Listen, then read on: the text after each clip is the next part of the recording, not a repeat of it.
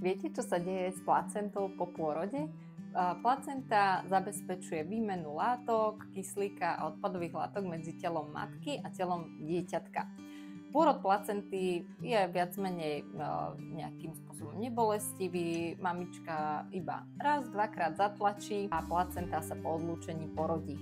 Po pôrode placenty sa skontroluje materská časť a časť plodu a takisto plodové obaly. A zvyšok placenty, ak ju nechcete nejakým špeciálnym spôsobom využiť, sa vyhadzuje ako biologický materiál.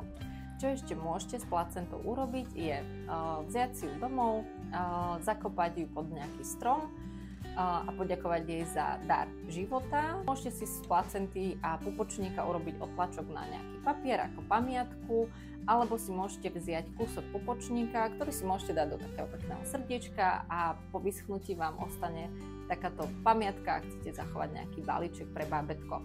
Ďalším spôsobom sú aj spracovania placenty, a to buď v nejakých tobolkách, ktoré môžete užívať vy alebo neskôr vaše deti, napríklad na podporu imunity.